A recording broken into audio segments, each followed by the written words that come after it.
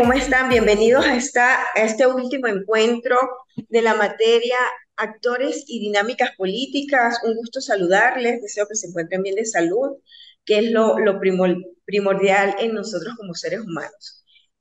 En esta oportunidad vamos a hacer como un bosquejo en general acerca de lo que son los actores políticos y por qué surgen dentro del contexto de lo que es la politología y la ciencia política como esa ciencia relativamente nueva que surgió para conocer y dar a entender lo que es el Estado, lo que es el Estado-nación, lo que es la política y un nuevo concepto que está enfocado en la cultura política, porque pues realmente, como yo lo he dicho en clase, nosotros como seres humanos no hemos creado absolutamente nada, solamente se ha ido perfeccionando como parte de ese sistema en cuanto a que el Estado, el derecho, la política, la sociedad es cambiante, ¿no?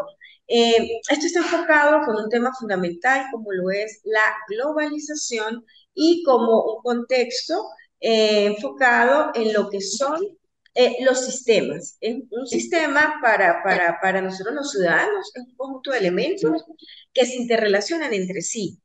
Y por eso, cuando hablamos de esos elementos, tenemos que tomar en cuenta un pensador. Louis Althusser es un francés que habla del aparato represivo y del aparato ideológico de lo que va a ser el Estado.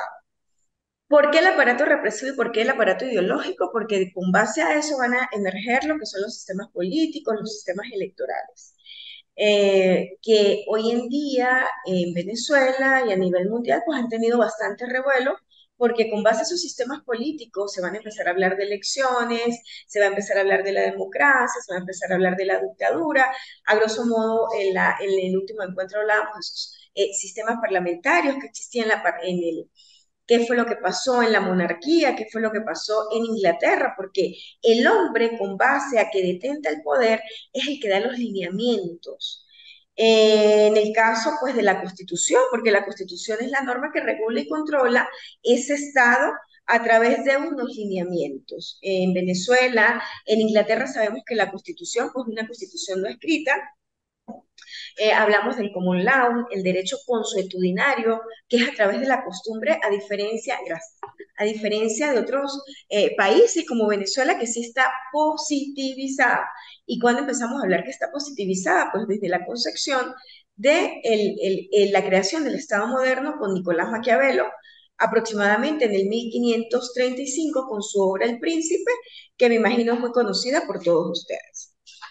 Eh, ¿Por qué la globalización juega un rol fundamental en cuanto al sistema electoral, en cuanto al sistema político y fundamentalmente en los Estados Unidos? Porque hace grosso modo los ciudadanos norteamericanos no les interesa la política y es bien sabido que los teóricos que se han encargado de estudiar la política, la politología, son generalmente alemanes, son generalmente ingleses, incluso españoles, pero los norteamericanos se han centrado más bien es por la práctica.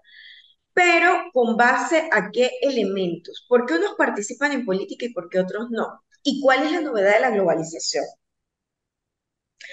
Hacía mención que el Estado es producto de la evolución de la sociedad. Y les pregunto yo, ¿la globalización es un tema novedoso o siempre ha existido globalización?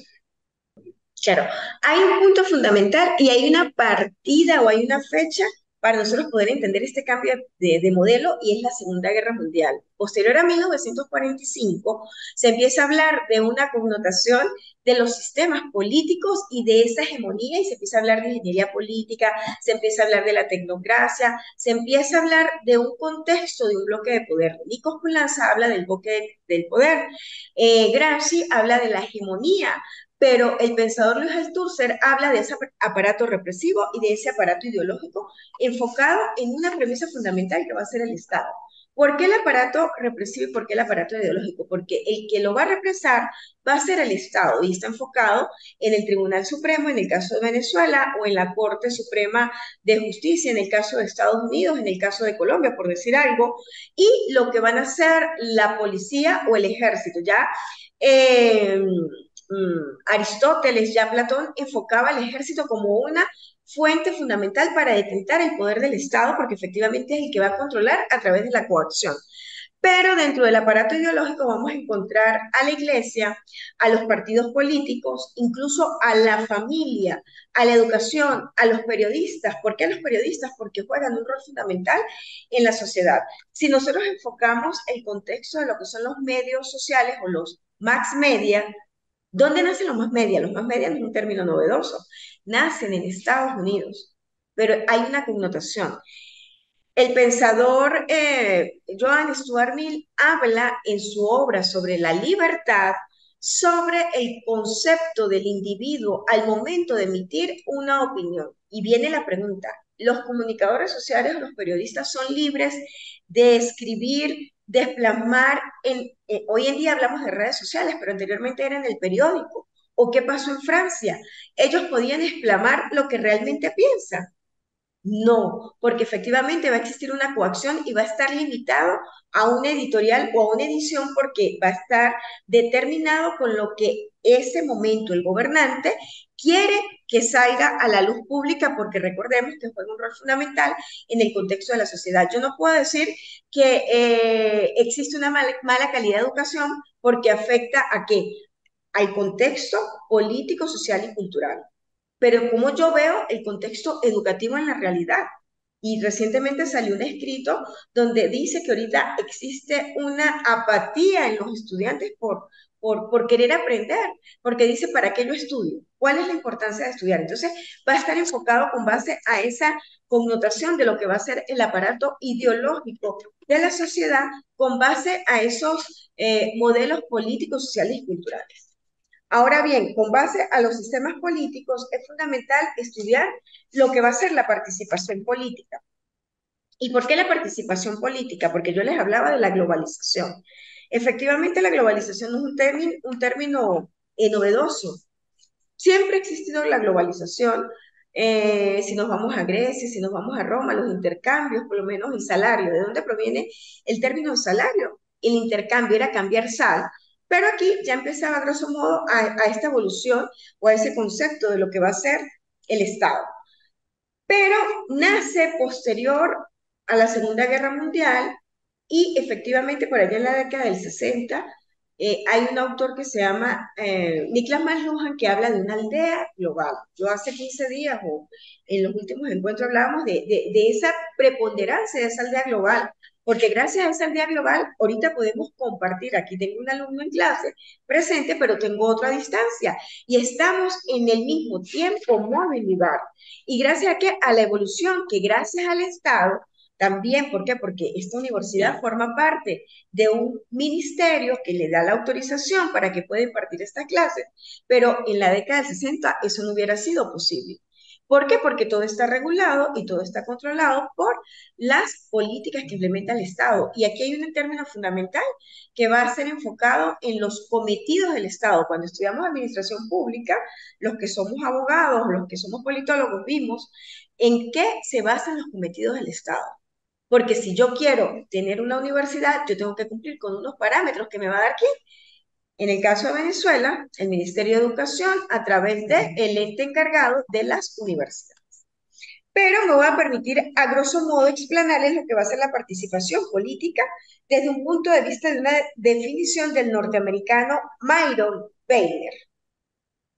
Y dice que la participación política es cualquier acción voluntaria, exitosa o no, organizada o desorganizada, episódica o continua, que emplea métodos legítimos o ilegítimos para influir en la selección de las políticas públicas o administración de los asuntos públicos y o en la selección de los jefes políticos a cualquier nivel de gobierno, sea local, sea regional o sea nacional. En la Constitución hablamos de los poderes desde un punto de vista horizontal y desde un punto de vista vertical que enfocan una línea fundamental. Llámese gobierno, llámese presidente, llámese gobernador, llámese alcalde, pero cada uno cumple una función primordial desde el punto de vista de esa participación política y lo hablábamos con base a lo que va a ser la autoridad y lo que va a ser el régimen de la autoridad. Pero en cuanto a los niveles de la participación política, las instituciones humanas las han ideado con base a la sociedad como formas para establecer que responden a las necesidades de organización que tienen los hombres en los diversos campos de su actividad.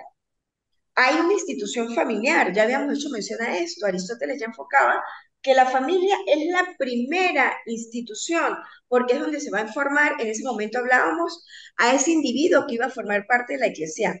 Pero hoy en día, y hay muchas polémicas, sobre todo terminamos el mes de junio, ahorita está autorizado, está permitido, se habla del Día de la Diversidad o de la ideología de género. Hace 50 años esto no era pensable.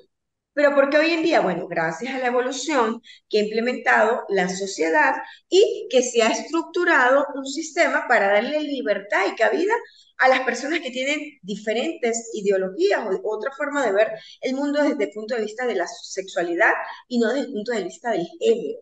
Porque efectivamente el género habla solamente con base a hombre o a mujer. Ya definimos lo político con respecto al poder, es decir, cuando está en juego la dirección, la orientación y la organización de una comunidad. Habíamos enfocado que efectivamente el gobierno enfoca a pilotear un barco. Yo hace 15 días o cuando dábamos inicio a la clase, hablábamos del gobierno. ¿Por qué? Porque efectivamente el que no controla o el que no coloca unas políticas de acción para que el gobierno funcione, ¿cuál es la connotación? Un debacle y no podemos hablar de un Estado fallido porque desde la perspectiva del Estado no podemos hablar del Estado fallido porque Nicolás Bobbio en su obra de el diccionario dice no podemos hablar de Estado fallida, pero entonces me dice, pero ¿qué pasa con la guerrilla? ¿Qué pasa con los paramilitares que detentan el poder? Caso Colombia, por decir algo, hablamos de los desplazados, ¿sí? Y tienen parte del territorio, pero ¿cuál es la connotación?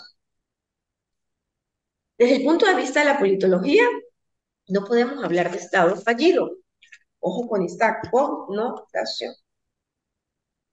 Luego empezamos a hablar de lo que va a ser la actividad política, que es una actividad pequeña y poco notoria en la institución sencilla como la familia. ¿Por qué la familia es poco notoria? El pater familia, lo hablábamos en Roma. ¿Qué son los lineamientos? ¿Cuál es la función del papá? Y eso desde el punto de vista, pero eso lo vamos a equiparar con el gobierno. ¿Cuál es la función del presidente? Delinear y dar directrices para que funcione a cabalidad el Estado, no la sociedad, el Estado. Pero si no hay unas políticas idóneas, concurrentes desde el punto de vista de la economía, desde el punto de vista de la cultura, desde el punto de vista de la educación, desde el punto de vista de la salud, ¿cuáles son las consecuencias en la actualidad? Pero la actividad política se agiganta y la lucha por el poder se encarniza cuando se trata del poder del Estado, en donde el poder alcanza su forma más perfilada y su organización más completa. Como quiera que los fines del Estado son más universales que los de cualquier otra institución puramente humana, la política estatal polariza la atención más que cualquier otra y la búsqueda o conservación del poder del Estado. Se vuelve una de las actividades humanas más apasionantes y exclusivas. Nos fijamos por ello en la participación de una lucha política por detentar el poder. ¿Por qué los gobernantes quieren detentar el poder? ¿Qué consideran ustedes? ¿Será acaso por el salario? ¿Será acaso por la autoridad? Porque ¿cuánto gana un alcalde? Solo pregunto. Pues hay algunos autores que hablan del ejercicio del poder. El poder genera una obsesión del ser humano, la capacidad de dominio a los demás. Y que en nuestra sociedad busca mucho, inclusive no por el dinero, sino por el estatus. Y que es las cosas que dan mayor estatus que el poder. Porque, por ejemplo, un hombre puede ser feo, chiquito, con muchos atributos que no se ven desde el punto de vista de la masculinidad tradicional. Pero si es un hombre con poder, el presidente, el famoso senador, está por encima del resto. Claro, hay una connotación, dice aquí el compañero, hablamos del staff, el staff político, por decir algo. Sí, soy feo, pero soy el que detenta el poder y detenta la autoridad. Y eso es una connotación, y parece algo anecdótico, ¿no? En cuanto a las damas. Puede ser viejo, feo y gordo, pero tiene una connotación de autoridad en la sociedad y pues realmente es lo que me interesa. Aquí vamos a empezar a hablar de los estratos políticos. En la lucha por el poder estatal hay quienes tienen más acción política y otras menos. y otras casi nada. Los llamados estratos políticos de la sociedad están constituidos por aquellos que se interesan preponderantemente en la acción política. Los estratos apolíticos están conformados por abstencionistas, indiferentes, apáticos y pasivos. Uno de los politistas más notables de nuestro tiempo es el norteamericano Robert Dahl, que distingue en toda sociedad cuatro estratos, que tres de ellos son políticos y uno apolítico, y están conformados de la siguiente manera. Los que de hecho tienen el poder, los que buscan detentar el poder, los que se interesan por la política, los que no se interesan por la política, que va a ser el estrato apolítico. Y surge una hipótesis que la encontramos verificada en la vida cotidiana, donde los que quieren que se permita un cierto juego político, y hay quienes que están en los puestos de mando de gobierno, quienes hacen funciones con los poderes públicos y la administración pública, que están de turno en el corazón mismo de la política estatal y son los que quieren permanecer eternamente detentando el poder. Tenemos luego a las personas que no hablan y no viven, sino por la política.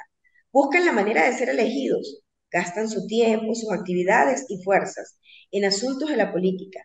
Pienses en los candidatos, en los miembros, en los directorios políticos, en los militantes de los partidos y otras personas que no se ocupan de la política, sino eventualmente porque van a gustar o porque van a votar o porque oyen discursos.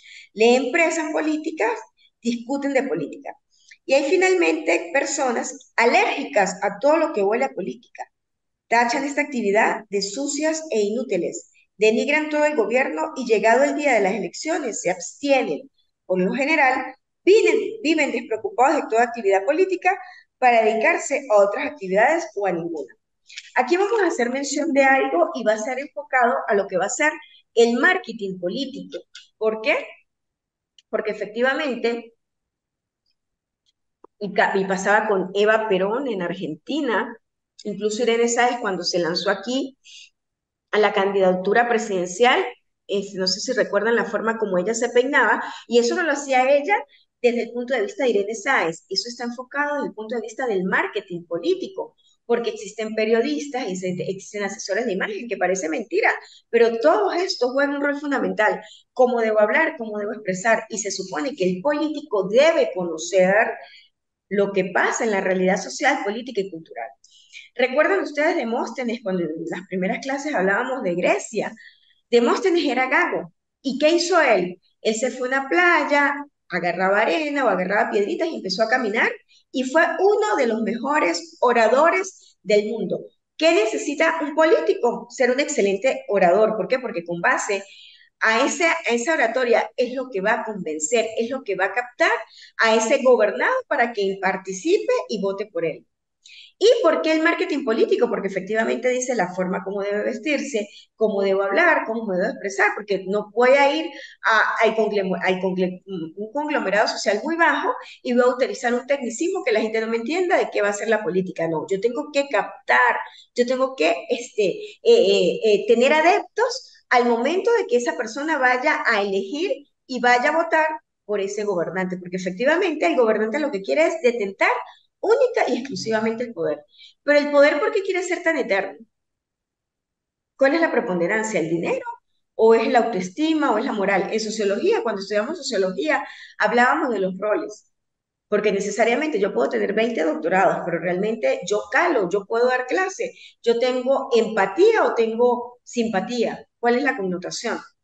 Entonces, todos estos factores juegan un rol fundamental en el contexto de lo que van a hacer esos actores políticos en la realidad de las elecciones. Pero hay algo muy importante, ¿no? Y es las formas de participación. La participación en política puede darse en diversas formas. En forma institucional, cuando se participa en el funcionamiento o gestión de los poderes públicos con cargos remunerados o simplemente ad honorem. Y cuando se participa electoralmente, dando su aporte personal a la campaña y votando en las elecciones. Otra forma es la forma organizada. Se participa en política por intermedio de los partidos que, como organizaciones libres y permanentes y auténticas portavoces del pueblo, deben ser los canales privilegiados de la expresión política de una democracia moderna. Dentro de cada partido se da también varios círculos de participación, de menor a mayor. Están los simples electores que votan por el candidato, por lista o por partidos, y los simpatizantes o adherentes, con quienes esporádicamente se pueden contar para algún acto o manifestación del partido. Y los militantes o activistas, entre quienes se descuellan los líderes del partido.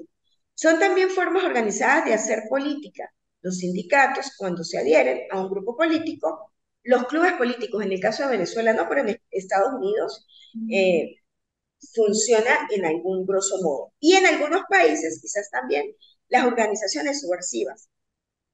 Pudiéramos decir caso Colombia hasta cierto punto, ¿no? Y una forma autónoma y espontánea. Participan de ordinario en política la prensa, la radio, la televisión y así los llamados mentideros políticos de los nuestros cafés, salas sociales y clubes. Hoy en día, en la década del 90 hablábamos de radio, prensa y televisión. Yo no sé si ustedes han oído hablar del término de cultura política o de las industrias culturales. Las industrias culturales surgen en Alemania con Teodoro Adorno. No sé si han tenido la oportunidad de oír de esas industrias culturales de Teodoro Adorno, donde dice, en ese contexto estaba el cine, la radio. ¿Por qué la radio, la prensa y la televisión juegan un rol fundamental en esas personas que van a elegir a un gobernante? Y hoy en día, pues las redes sociales, cuando estaban las industrias culturales, con Teodoro Adorno no hablábamos todavía de Internet, no hablábamos de redes sociales, no hablaba de Instagram, no hablaba de Facebook, no hablaba de WhatsApp. ¿Por qué? Porque efectivamente la sociedad ha ido cambiando y no sé si desde un punto de vista en positivo o negativo. ¿Por qué? Porque yo ahorita quiero colocar una denuncia, voy y la coloco y no es que me vaya a salir de clase, pero para que ustedes tengan en cuenta algo. Voy a la fiscalía, interpongo la denuncia y pues no me prestan atención. Ah, pero como no me prestan atención, yo sé que las redes sociales son un rol fundamental. Salgo, busco un teléfono y hago un video, publico un cartel y lo coloco en esa aldea global y el primero que se entera es la persona que va, el ente, en el caso de Venezuela, por ejemplo, el fiscal del Ministerio Público, representado a través de su máxima autoridad, que es el fiscal general, automáticamente da un lineamiento fiscal nacional o un fiscal competencia regional para que investigue lo que esa señora está denunciando. Y pregunto, ¿será real, cierto, lo que la señora denuncia o lo que ese señor denuncia? Entonces, las redes sociales juegan un rol fundamental hoy en día para saber cómo es el contexto del hombre.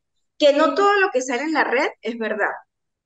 Primero hay que buscar la información, porque si yo quiero hacerle daño a alguien, publico, pero ¿dónde está el derecho a la defensa? ¿Dónde está el derecho a réplica? En la Constitución de Venezuela se habla del derecho a réplica, pero muy poco lo utilizan. Por ello en el artículo 57.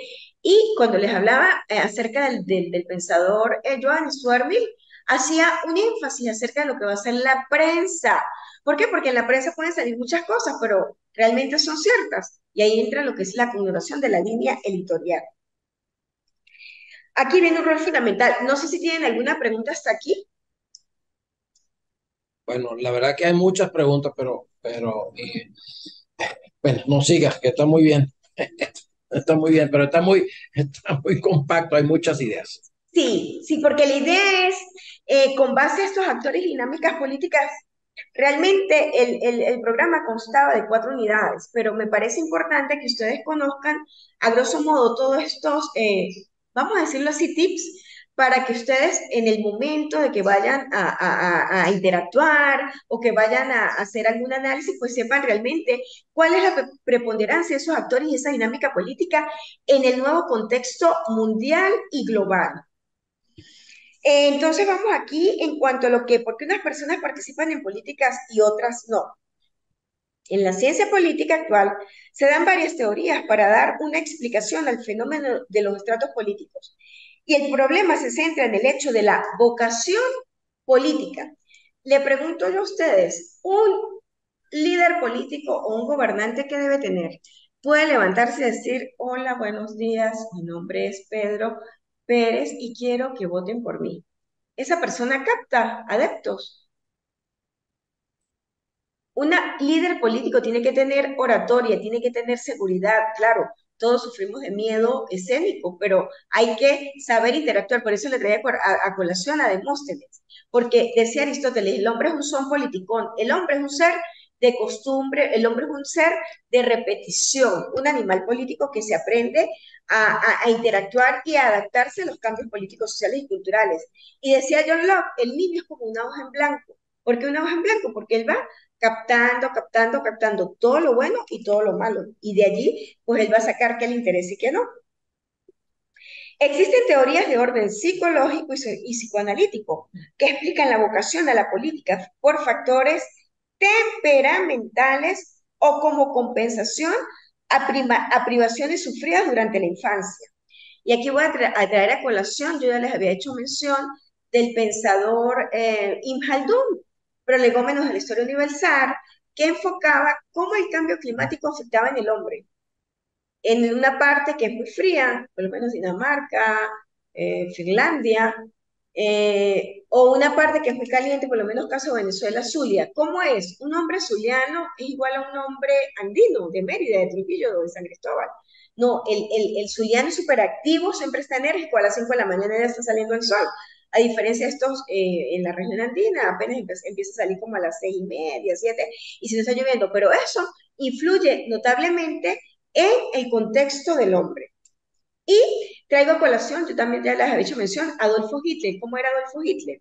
Era tímido, era extrovertido, ¿pero por qué? Porque fue la sociedad quien lo hizo a que él fuera así, porque él quería participar, él quería ir a la escuela, no lo dejaron porque, bueno, era un hijo de solo su mamá educadora, él no, su papá nunca lo reconoció, ¿y cuál fue la consecuencia? No vamos a hablar ya de cuál fue el trastorno de que pasó Hitler, ¿no? Y eso lo dice el actor Laswell. Algunos tratarían de hallar en la política una compensación de estima de su yo que les faltó en su niñez o en un desfogue. Y hay quienes en la política se sienten que son poderosos e influyentes. En otros hay canalización de su agresividad. Otras teorías explican la vocación de la política por la inculturización de la política.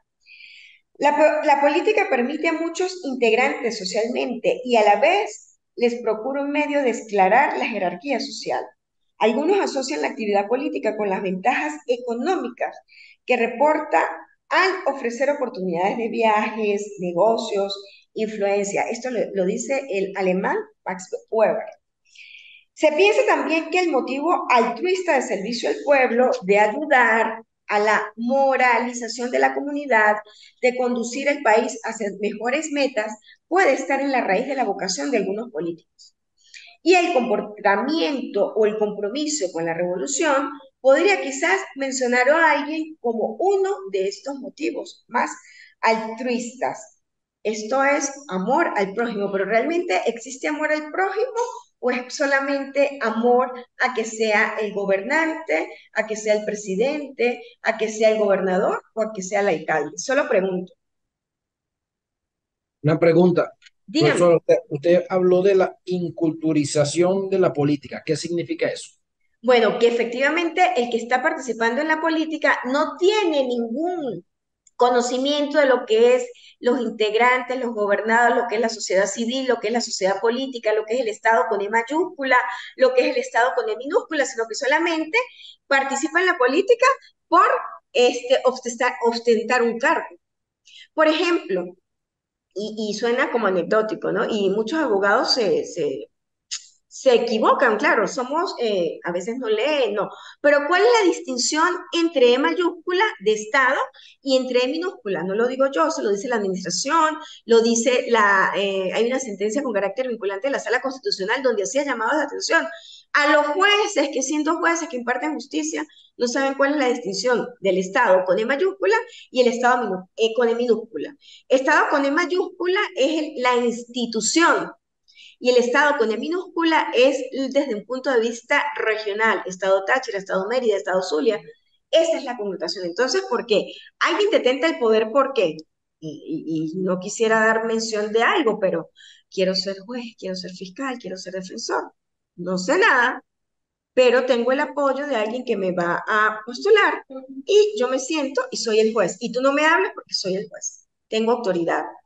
Entonces, a eso es que se refiere esa culturización de la cultura. Hablamos luego de unos cuerpos intermedios, que hoy parece algo natural y dado por la naturaleza de las cosas, el que entre los particulares y el Estado moderno haya una amplia zona de actividades colectivas posibles, abierta a la aparición de cuerpos intermedios. Son estos todas las asociaciones que dentro del cuerpo social agrupan a cierto número de ciudadanos con miras a realizar tal o cual tarea particular, ya sea por el provecho de sus miembros o para el servicio de toda la comunidad. Solo pregunta, ¿realmente le interesa al gobernante la sociedad o solo son intereses desde el punto de vista de la sociedad política?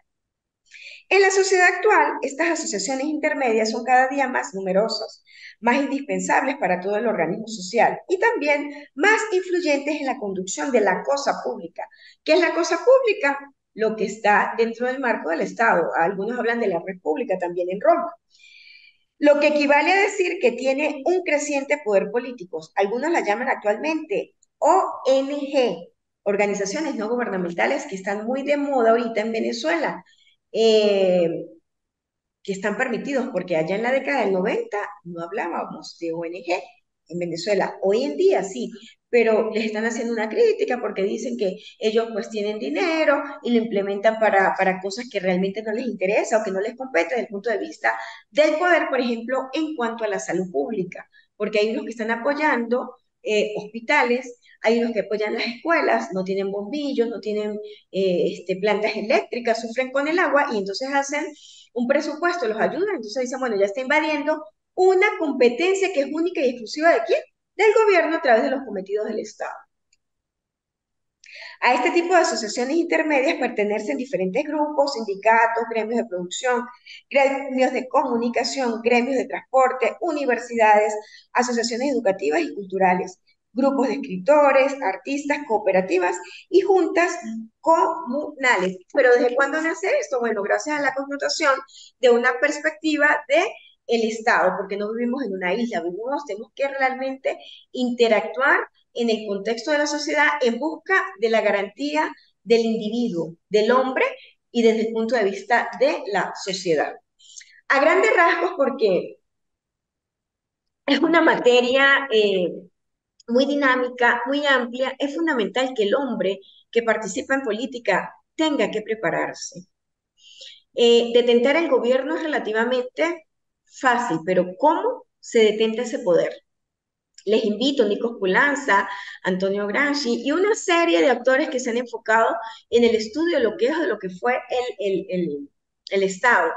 En Mérida, Universidad de los Andes, hay un autor que ahorita creo que es el director de la Escuela de Ciencias Jurídicas y Políticas, Antonio Rivas León. Ustedes pueden ingresar a Google y introducir este número y él tiene infinidad de material desde el punto de vista de la democracia, de la globalización, de la aldea global, de las instituciones políticas, de los sistemas políticos, sistemas electorales que les ayudan a ustedes como formadores desde los diferentes puntos que ustedes desempeñan como funcionarios o como personas que tienen un rol fundamental dentro del Estado, porque indistintamente de la función que uno cumpla, uno tiene que hacer una función a cabalidad, que llene las expectativas por las cuales fue elegido o por las cuales fue puesto en ese cargo, no solamente para hablar de malversación de fondos, porque pues la idea no es esa, porque efectivamente existe un control por parte del Estado, hablamos de rendición de cuentas, pero realmente se rinden cuentas.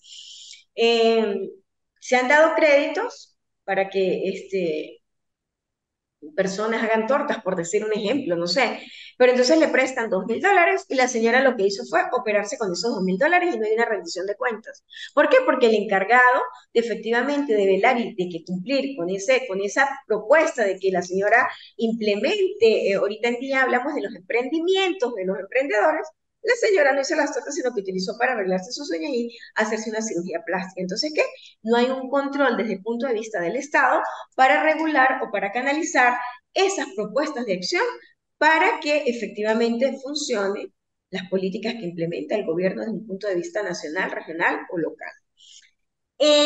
A grandes rasgos, espero que pues haya sido de utilidad compartir, porque realmente fueron 3 clases, vamos a decir así, sincrónicas, donde si bien es cierto, tuve solamente la participación aquí del alumno, pues que está presencial, pero igualmente está el compañero Freddy, que siempre estuvo atento a las clases, el compañero César, en la connotación de que, bueno, cualquier pregunta, cualquier inquietud, pues siempre estoy presta a responderles en el momento a que bien pueda pues yo tener lugar para darle las respuestas. Cualquier inquietud, cualquier sugerencia, ahorita si tienen alguna pregunta, pues con todo gusto, vamos a abrir este ciclo para entonces ya dar por concluido lo que me corresponde a esta materia de actores y dinámicas políticas desde el punto de vista de la ciencia política como esa ciencia reciente, como esa ciencia moderna que enfoca el estudio de muchos temas que son fundamentales para entender qué es la politología.